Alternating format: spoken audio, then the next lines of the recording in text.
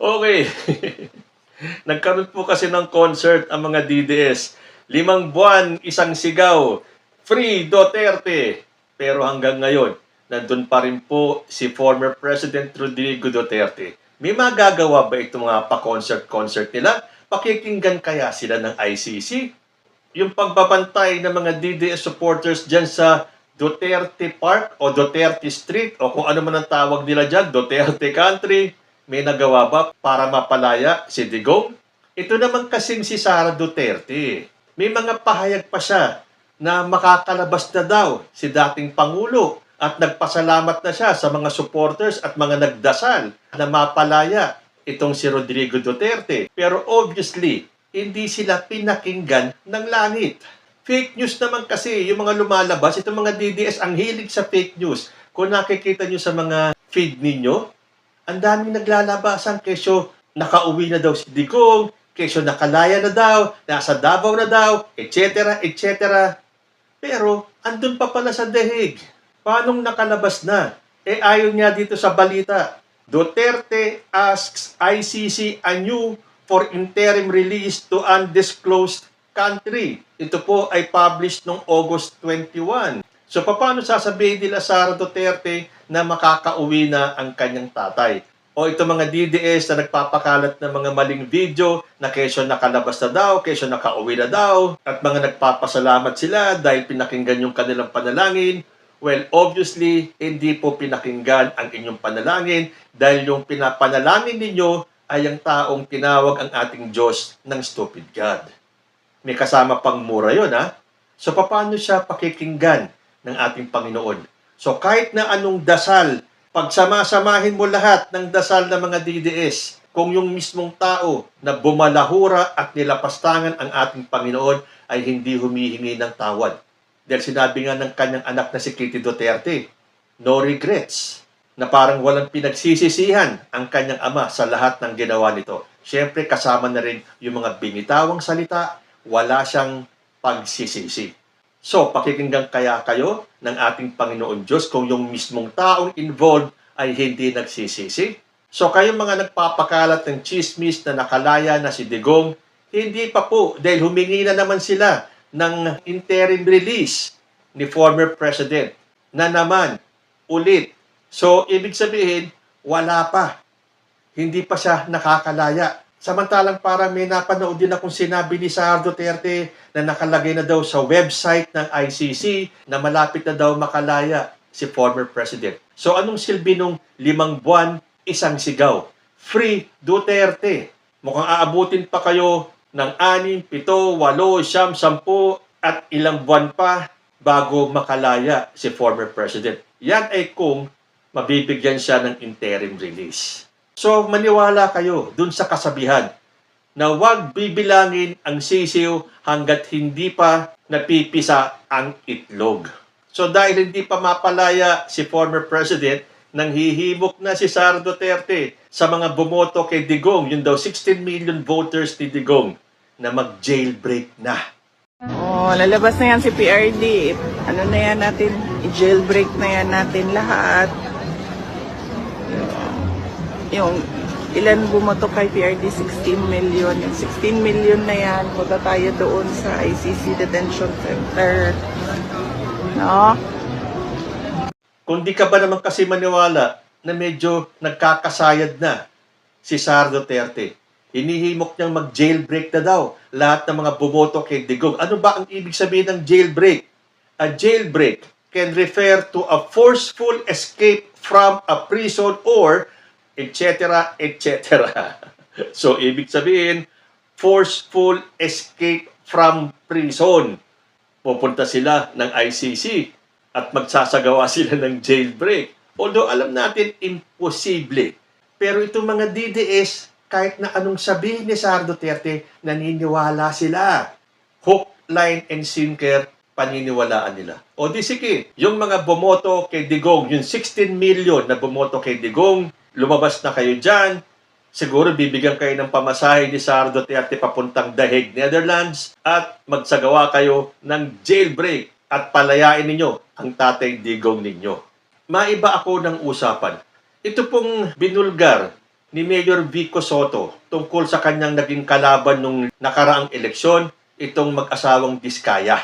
Napanood ko po kasi yung interview nila kay Julius Babaw at nagtaka talaga ako kung paanong in so short a time, siguro a little more than 10 years, 15 years, na sila ay galing sa hirap, biglang naging super yaman naman sila. Nakita niyo yung bahay nila, malamansyon, parang palasyo. Nakita niyo yung kanilang koleksyon ng mga sasakyan.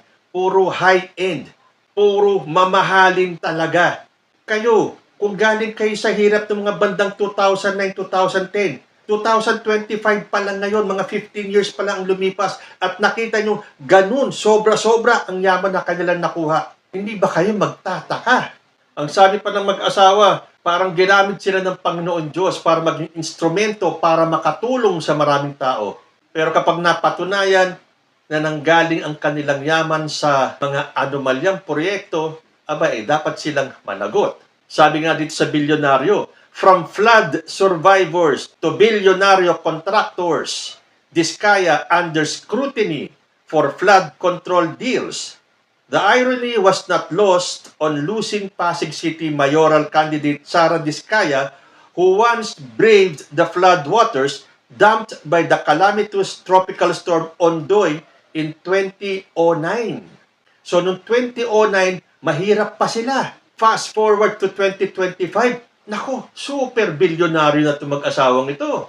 At ang nakakapagduda pa, meron isang portion ng video or ng interview nung tinanong sila ni Julius Babaw, ano yung parang naging gateway para gumanda ang buhay ninyo? Ang sagot ng mag-asawa, noong nag-DPWH kami or Department of Public Works and Highways na siya ngayon na iniimbestigahan dahil sa mga maanumalyang flood control projects. Naging parang gateway para gumanda ang buhay ninyo. Nag-DPWH kami. Gano'ng karaming kotse meron kayo? Parang personal use lang namin, nasa 30 plus na yata siya. 30 plus? 40. Ang gamit niyo ba lahat yan? Yun, hindi na nga.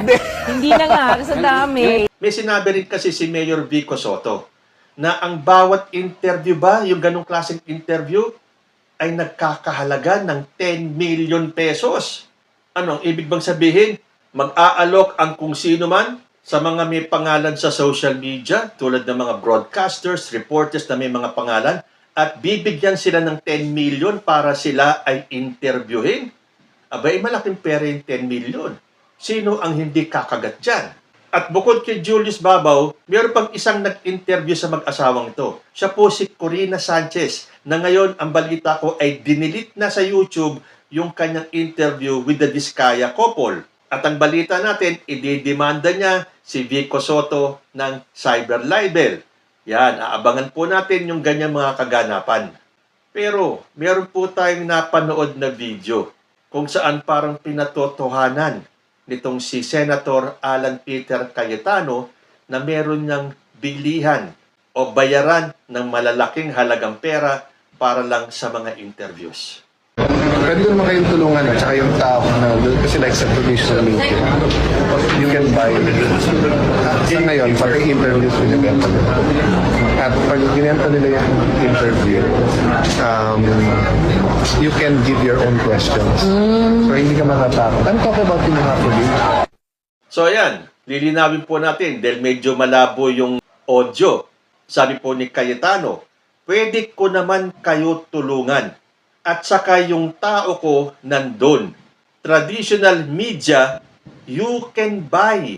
Sa ngayon, pati interviews, binebenta nila. At pag binenta nila interviews, you can give your own questions. So, hindi ka matatakot. Ano ang ibig sabihin ni Cayetano sa pag-uusap na to? Kung di ako nagkakamali, ang kausap niya si Banat Bay at si Mocha.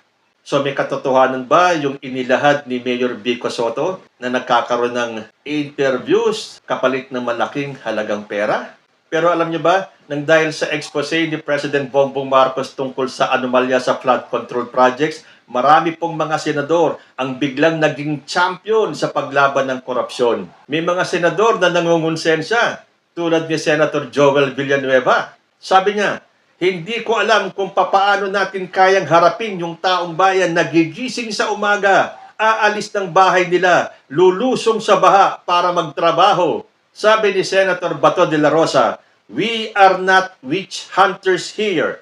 We are not ghost busters. We are truth seekers." Ito yung senador na kamakailan lang ay sinabing, "I respectfully move that the verified impeachment complaint against Vice President Sara Zimmerman Duterte be dismissed." Akala ko ba, you are truth seekers? Paano naging truth seekers? Yung mga nagtakip, yung mga nagpa-dismiss ng kaso ni Sara Duterte. Again, ito yung mga DDS. Pag sila ang tatamaan, pagtatakpan nila. Pero kapag nagkabukuan tulad ng ginawa ni President Bongbong Marcos dyan sa anomalya, biglang itong mga senador natin, mga truth seekers na daw. Ito namang si Senator Jinggoy Estrada, kung hindi pa binulgar ni Pangulong Marcos itong mga anomalya na nangyari dito sa mga flood control projects, hindi nyo ba iimbestigahan ito? Ang tanong, wala bang kaalam-alam ang mga senador sa mga maanomalyang proyektong ito? Kaya nga humanda ang sino man may kaugnayan dito sa anomalyang to dahil hindi kayo sasantuhin ni President Bongbong Marcos, kakampi man kayo o kalaban. Sabi naman ni Senator Bongo, "The flood problem demands the unwavering attention of the government.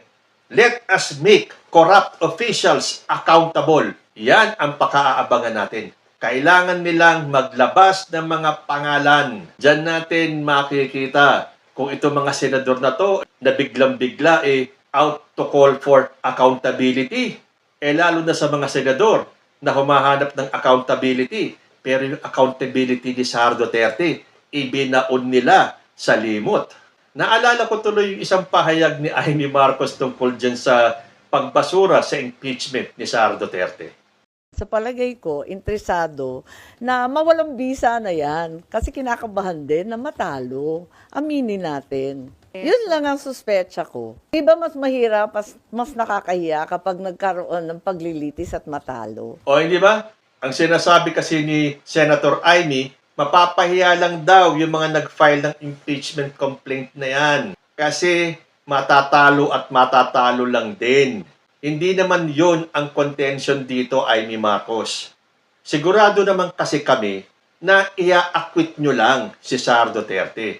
Pero ang importante na dapat ginawa ninyo, pinabayaan nyong marinig ng taong bayan ang lahat ng ebidensyang lalabas mula sa prosecution at mula sa defense. Yun na dapat nyong ginawa.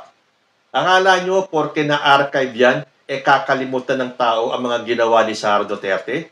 Ang mga tulad yung mga senador, ang kahiya-hiya. At hindi ko alam kung paano nyo nahaharap ang mas nakararaming Pilipino na naghahanap ng katarungan.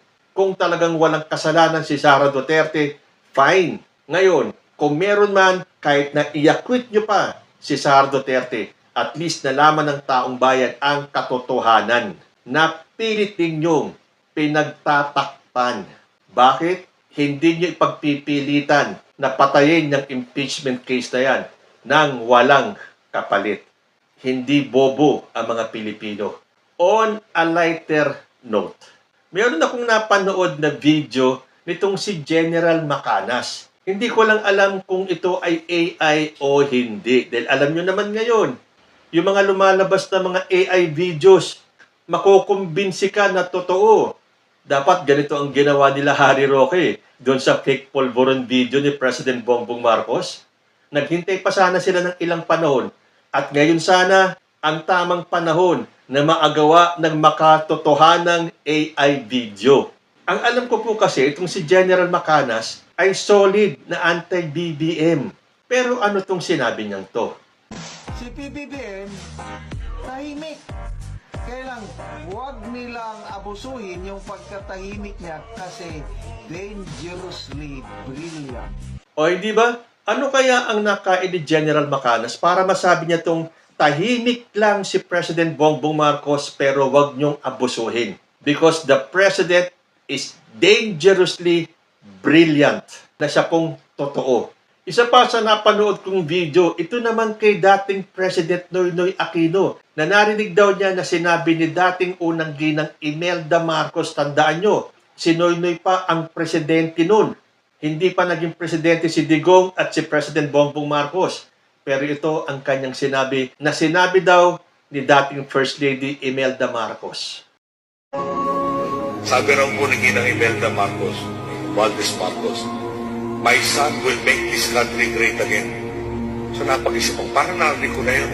At pinaresearch ko po. Yun po ang campaign slogan ni Ferdinand Marcos nung unang tumakbo sa 1965. I will make this country great O again. hindi ba? Nakakakilabot. Ito ang parang totoong nanghula. Hindi tulad yung panghuhula ni Sara Duterte na wala na daw boboto kay President Bongbong Marcos sa 2028. Itong kay dating First Lady Imelda Marcos.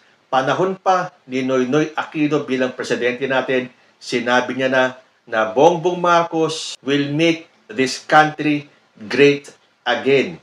Tulad ng sinabi ng kanyang amang si Apo Lakay Ferdy, that he will make this country great again.